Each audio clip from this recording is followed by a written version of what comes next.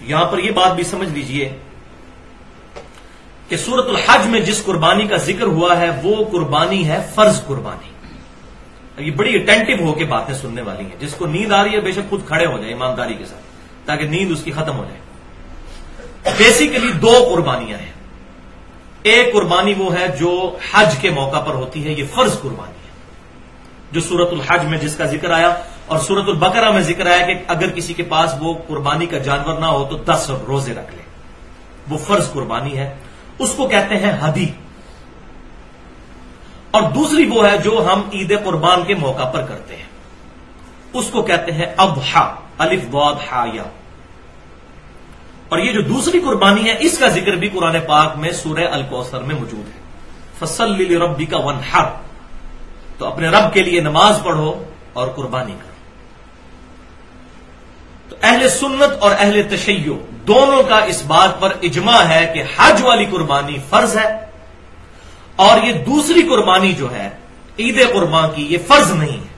ہاں پھر آگے اختلاف شروع ہو جاتا ہے, بعض اسے سنت موقدہ سمجھتے ہیں اور بعض واجب, لیکن امت کی اکثریت اس کو سنت موقدہ ہی سمجھتی ہے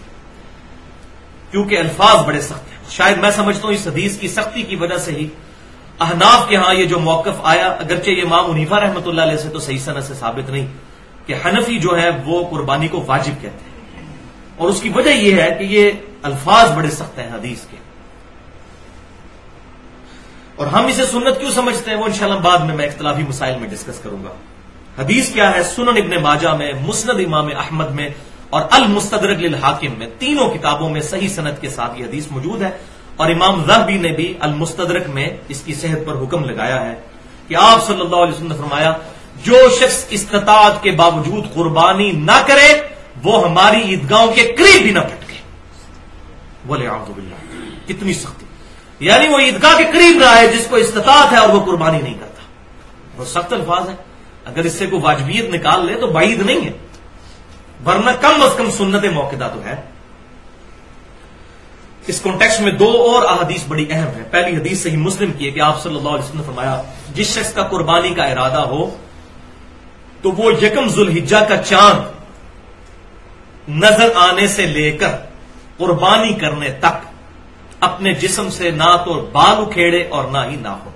اسی لیے ہم نے تمام بھائیوں کو جو ہے وہ یکم ذوالحجہ سے پہلے یہ میسج کر دیا تھا کہ آج جس نے بھی غیر ضروری بال صاف کرنے ہیں یا ناخن صاف کرنے ہیں تو وہ کر لے, ناخن کاٹ لے, کیونکہ اس کی وجہ یہ ہے کہ پھر 10 دن کا گیپ آ جاتا ہے. اس میں کوئی حرج نہیں. صحیح مسلم میں حدیث ہے کہ آپ صلی اللہ علیہ وسلم نے زیر ناف بالوں اور ناخنوں کے لیے 40 دن کی مدت مقرر فرمائی ہے. اور اس پہ میری بڑی ایکسکلوسیو گفتگو ہے اپنی نوعیت کی منفرد ahlsunnatpak.com پر, مسئلہ نمبر 32 کے نام سے مسلمان مرد و عورت کے بالوں اور دیگر اعضاء کے احکام. اس میں نے ڈیٹیل کے ساتھ یہ ایشوز ایڈریس کیے ہیں الحمدللہ. تو بہرحال یہ صحیح مسلم میں حدیث ہے قربانی کرنے والے کے لیے. اور دوسری حدیث ہے گفٹ, کہ اگر کسی کے پاس قربانی کی استطاعت ہی نہیں ہے, یعنی فائنینشلی وہ سپورٹ نہیں کر سکتی اس کو, وہ قربانی وہ نہیں کر سکتا, تو سنن نبی داؤد میں, سنن نسائی میں اور المستدرک للحاکم میں صحیح سند کے ساتھ یہ حدیث ہے. اور امام ذہبی نے بھی موافقت کی ہے امام حاکم کی کہ آپ صلی اللہ علیہ وسلم کی خدمت میں ایک صحابی نے عرض کی کہ اے اللہ کے رسول صلی اللہ علیہ وسلم,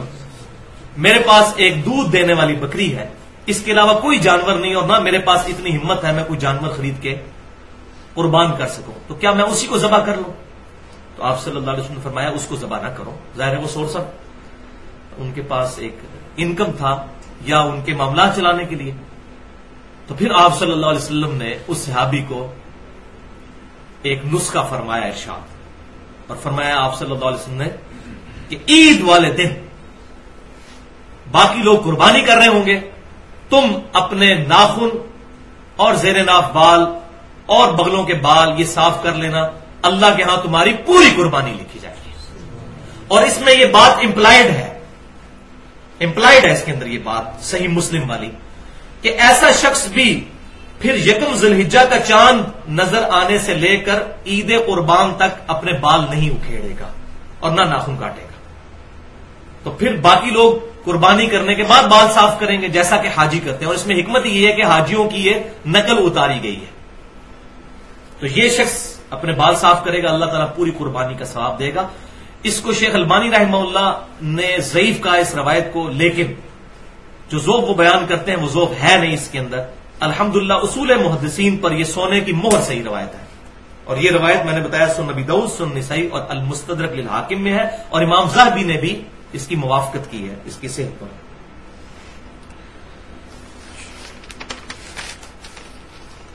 اب بھائیو یاد رکھیں کہ حج اور قربانی یہ تو ذوالحجہ میں کلائمیکس ہے عبادت کا، لیکن یہ ذوالحجہ کا پہلا پورا عشرہ 10 تاریخ تک، اور اس کے بعد بھی 3 دن اور ایام تشریق 11، 12 اور 13، یہ سارے کے سارے دن اللہ کے حضور بڑی فضیلت والے دن. چنانچہ صحیح بخاری میں حدیث ہے کہ آپ صلی اللہ علیہ وسلم نے فرمایا کہ باقی دنوں کی نسبت ان ذوالحجہ کے 10 دنوں میں کی گئی عبادت اس کی فضیلت کو کوئی نہیں پہنچ سکتا. صحابہ اکرام علیہم رضوان نے عرض کیا کہ جہاد بھی نہیں، جو اسلام کا ایپیکس اور سمم بونم ہائیسٹ گڈ ہے. ایمینول کانٹ کی فلاسفی میں ہائیسٹ گڈ کو کہتے ہیں سمم بونم، اور قتال پر میری پوری گفتگو ہے تقریباً 35 سے 40 منٹ کی اہل سنت پاک.com پر، قتال کی اہمیت اور کلمہ گو اہل قبلہ مسلمانوں کی تکفیر کی مذمت، مسئلہ نمبر 25 کے نام سے. تو یہاں محل نہیں. تو صحابہ نے پوچھا جہاد کرنے سے بھی افضل ہے اس میں نیک عبادت اور نیکی کے کام کرنا؟ تو آپ صلی اللہ علیہ وسلم نے فرمایا کہ ہاں جہاد سے بھی افضل ہے، مگر یہ کہ کوئی شخص مال اور اپنی جان لے کر اللہ کی راہ میں نکلے اور نہ مال واپس آئے نہ اس کی جان واپس آئے، یعنی وہ شہید کر دیا جائے، تو ایسا شخص ان 10 دنوں میں عبادت کرنے والے سے آگے نکل سکتا ہے، ورنہ خالی جہاد میں شریک ہونے والا بھی اس سے عبادت میں آگے نہیں نکل سکتا. الحمدللہ یہ حدیث انٹرنیشنل نمبرنگ کے مطابق صحیح بخاری میں 969 نمبر ہے، اور اس پر امام بخاری رحمۃ اللہ علیہ نے باب باندھا ہے جس میں تعلیقاً کچھ روایتیں لے کر آئے ہیں، اور ان کی سند بھی مصنف ابن ابی شیبہ میں اور باقی کتابوں میں صحیح موجود ہے کہ ابن عمر رضی اللہ تعالیٰ عنہما اور سیدنا ابو ہریرہ رضی اللہ تعالیٰ عنہ ذوالحجہ کے ان 10 دنوں میں بازار کے اندر بھی تکبیرات پڑھا کرتے تھے. اللہ اکبر اللہ اکبر لا الہ الا اللہ واللہ اکبر اللہ اکبر وللہ الحمد. اور پھر امام بخاری لے کر آئے کہ امام محمد باقر رحمت اللہ علیہ جو سیدنا حسین رضی اللہ تعالیٰ عنہ کے پوتے ہیں، امام زین العابدین کے بیٹے، وہ نوافل نماز پڑھنے کے بعد بھی یہ تکبیرات پڑھا کرتے تھے. فرض کے بعد تو پڑھنی ہوتی ہیں یام تشریق میں، وہ آگے آ بھی رہی ہے. تو یہ تکبیرات جو ہیں اللہ اکبر اللہ اکبر لا الہ الا اللہ واللہ اکبر اللہ اکبر وللہ الحمد، ان تکبیرات پر اہل سنت اور اہل تشیع کا اجماع ہے کہ یہی تکبیرات ہیں. اور اس کی تائید میں مسند امام احمد میں بھی یہی سی صحیح بخاری والی حدیث ہے کہ ان 10 دنوں میں اعمال کا ثواب جو ہے وہ جہاد سے بھی بڑھ جاتا ہے. اور 7 الفاظ ہیں کہ آپ صلی اللہ علیہ وسلم نے فرمایا کہ ان 10 دنوں میں کثرت کے ساتھ اللہ تعالی کی تحلیل، تکبیر اور تحمید بیان کرو. تحلیل کہتے ہیں لا الہ الا اللہ کہنے کو، تکبیر کہتے ہیں اللہ اکبر کہنے کو، اور تحمید کہتے ہیں الحمدللہ. اور یہی اس کے اندر ہے اللہ اکبر لا الہ الا اللہ واللہ اکبر اللہ اکبر وللہ الحمد، حمد بھی آ جاتی ہے الحمدللہ. اور یہ جو ایام تشریق ہیں 10، 11، 12 اور 13 4 دن، ان کا اشارتاً قرآن پاک میں بھی سورۃ البقرہ کی آیت نمبر 203 میں ذکر ہے. وَاذْكُرُوا اللَّهَ فِي أَيَّامٍ مَّعْدُودَاتٍ، اور اللہ تعالیٰ کی یاد رکھو ان مخصوص دنوں میں. اور اسی کے کانٹیکسٹ میں امام بخاری 969 نمبر حدیث میں لے کر آئے کہ ابن عباس رضی اللہ تعالیٰ عنہ کہتے ہیں کہ ایام معدودات سے مراد ایام تشریق ہے. اور مصنف ابن ابی شیبہ میں ہے کہ سیدنا علی رضی اللہ تعالیٰ عنہ 9 ذی الحجہ کی صبح سے لے کر 13 ذی الحجہ کی مغرب سے پہلے تک یہ تکبیرات پڑھا کرتے تھے، جو الحمدللہ اہل سنت اور اہل تشیع کے ہاں یہ اجماعی مسئلہ ہے کہ حج والے دن یعنی 9 ذی الحجہ. اب حج سعودی عرب میں جب ہوتا ہے ہماری یہاں پر 8 ہوتی ہے، ہم اپنے اعتبار سے ہی بات کریں گے، شب قدر بھی یہاں کی ہوگی، 9 ذی الحجہ بھی یہاں کی. تو 9 ذی الحجہ سے لے کر 13 کی شام تک الحمدللہ اہل سنت کہلوانے والے تینوں گروہ، بریلوی، دیوبندی، اہل حدیث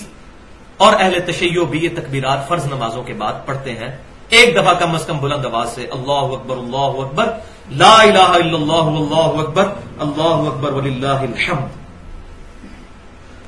اور بھائیوں انہی عبادات میں سے ایک عبادت ان 10 دنوں میں بہت فضیلت والی وہ ہے یوم عرفہ یعنی 9 ذوالحجہ کا روزہ، جو صحیح مسلم میں حدیث ہے کہ آپ صلی اللہ علیہ وسلم نے ارشاد فرمایا کہ میں اللہ سے امید کرتا ہوں کہ 9 ذوالحجہ کا روزہ 2 سالوں کے گناہوں کا کفارہ بن جائے گا، 1 سال گزرا ہوا اور 1 سال آئندہ، الحمدللہ 2 سالوں کے گناہ کا کفارہ 9 ذوالحجہ کا روزہ بن جائے گا۔ لیکن یہ گناہ ہوں گے صغیرہ، کبیرہ گناہ صرف توبہ سے ہی معاف ہوتے ہیں، اور اس پہ میں نے ٹیکنیکل گفتگو کی ہے اہل سنت پاک.com پر، تقریباً 50 منٹ کی گفتگو ہے، مسئلہ نمبر 18 کے نام سے گناہ کبیرہ اور توبہ کا بیان، جس میں نے دلائل دی ہیں صحیح بخاری اور صحیح مسلم سے کہ جب کبھی بھی گناہ معاف ہونے کی بات ہوتی ہے اس سے مراد چھوٹے گناہ ہیں، کبیرہ گناہ صرف توبہ سے معاف ہوتے ہیں۔ تو یوم عرفہ کا روزہ صرف غیر حاجیوں کے لیے ہے، کیونکہ صحیح بخاری اور مسلم کی متفق علیہ حدیث ہے کہ آپ صلی اللہ علیہ وسلم نے یوم عرفہ کا روزہ خود نہیں رکھا تھا، کیونکہ آپ حج کی حالت میں تھے، صحابہ نے آپ صلی اللہ علیہ وسلم کو مشروب پیش کیا تو آپ نے اعلانیہ طور پر پیا، تو صحابہ کو یہ بات پتہ چل گئی کہ آپ صلی اللہ علیہ وسلم کا خود روزہ نہیں ہے، تو غیر حاجی اپنے علاقے کے مطابق 9 ذوالحجہ کو چاند دیکھنے کے اعتبار سے روزہ رکھ لیں گے۔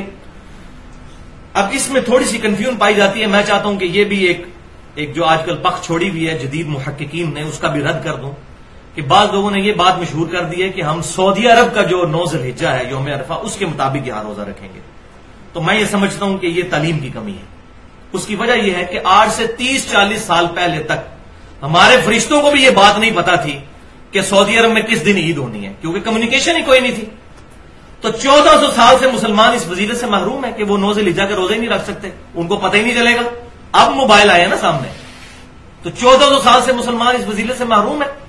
یہ پہلا جواب۔ دوسرا یہ جو الزامی جواب ہے، جس کو ہم لاجیکل جواب کہتے ہیں فلسفے کی لینگویج میں، اور میں نے پنجابی میں اس کے لیے تھوڑا سخت لفظ رکھا ہے، لیکن وہ میں ٹرانسلیشن کے طور پر جو پنجابی ہے وہ پسند کرتے ہیں پکی الزامی جواب، وہ یہ ہے کہ اگر یہ منطق مان لی جائے کہ سعودی عرب کا جو ہے وہ 9 ذوالحجہ یا یوم عرفہ دیکھا جائے گا،